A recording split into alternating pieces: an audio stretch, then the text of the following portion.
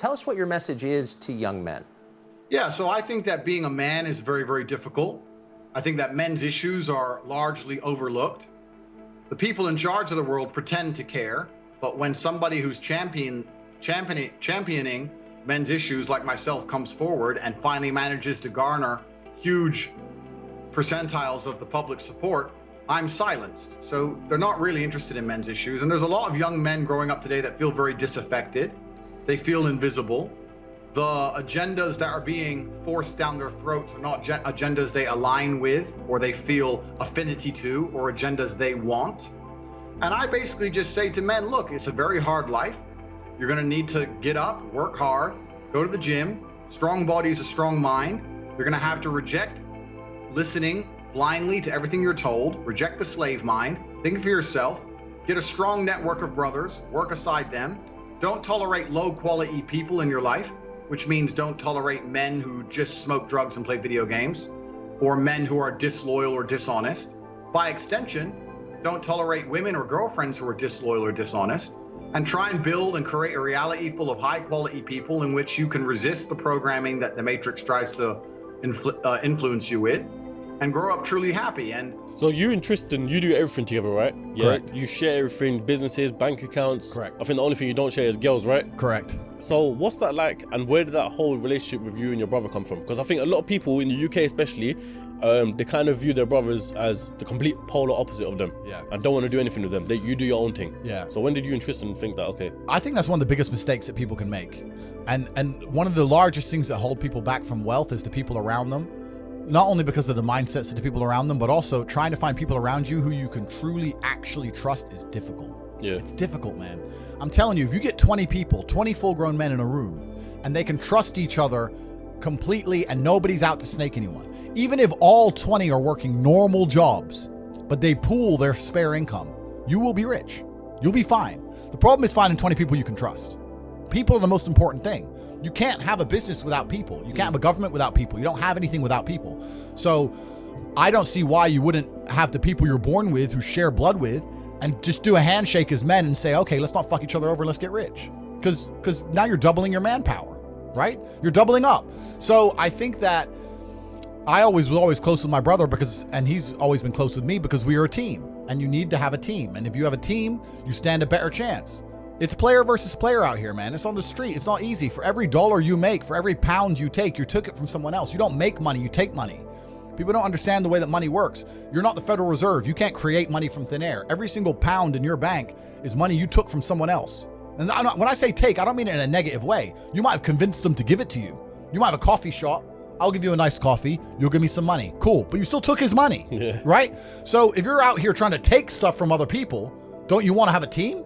You want to do it by yourself? You want to be Rambo? Because if you get two of you doing it. You get two of you. That's right. So the whole idea of this lone soldier, this Rambo, I'll do it all by myself, that's all dead, bro. You need to have a team. It's player versus player. And for the same reason, if you were out here on the street and you want to defend yourself, you want your boys around you. It's the same thing with trying to get rich. Problem is trying to find guys on your level. That's the hard part, right? You have to just work. At some point, you have to bite the bullet and just work. So when someone comes to me talking about passive income and they're a brokey, I'm like, you are just lazy. You are lazy. You will never get anywhere. Lazy people never get anywhere in life. Doesn't matter what it is. Doesn't matter if it's tennis or money. If you're lazy, you're never going to get there. That's how it works. See, that's what motivates me, telling people straight how it's true, but it's fucking true, bro. They're lazy. And another thing about people is they're quitters. I can't stand quitters. Quitters are the worst people on the planet. You can give a quitter absolutely everything and they will still fail. Quitters can have someone who messages them every morning, hey, bro, let's get it. And guess what they're going to do at the end? Quit. They ain't never going to have shit. So if you're a quitter, I don't even want you even inside my organization. I don't want quitters anywhere near me because you're never going to be successful, right? You need the people who don't quit. I don't quit. Every single facet of my life is testament to the fact that I don't quit. When people see my plane in the sky, you can say whatever you want about me. You can call me arrogant. You can call me anything you want, but you cannot call me a quitter. I didn't quit. So that's the difference. When it was hard, I did it anyway. That's who I've always been.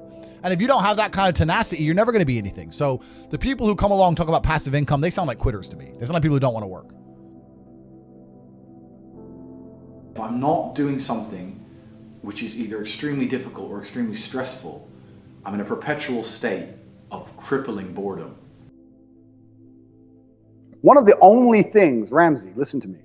One of the only things in this world you can control is your state of mind. You can't control the weather. You can't control other people. You can't even control your health. You might get a brain hemorrhage, or you might get hit by a bus, or you might get assassinated.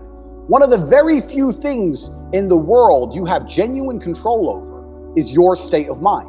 You decide if you're a disciplined person. You decide if you're a happy person. You decide if you're a depressed person. These are things that in real time you can affect in your brain. This is all you can control on Earth. If you can't control that, then you're just a feather in the wind. And life's gonna blow you around, and you might land somewhere good, you might land in dog shit, nobody knows. So if you're gonna be that kind of person, then you're at, like you said it perfectly, you have no will, then you're just at the whims of the earth. Who knows? You're gonna watch something on TV and they're gonna tell you something and you're gonna believe it, and you're gonna march and hold the sign and blah, blah. You're gonna be an idiot. Yeah. Your state of mind is what you should be able to control. If you can't wake up and say, today I'm making some money, and actually try your very, very best, and actually stay dedicated to that task. If you can't do that, you're fucked. This is another thing where it comes back to motivation and discipline. I want to really stress the difference between those two things. I was a 4-time kickboxing world champion. For 12 years, I trained 5 hours a day, 6 days a week. And I was motivated to train probably about 25% of the time. The rest of the time I went because I am disciplined. Just like you're talking about your ultra marathon. You don't feel like going through that shit on a Wednesday morning when you wake up, but you have to do it because you're disciplined.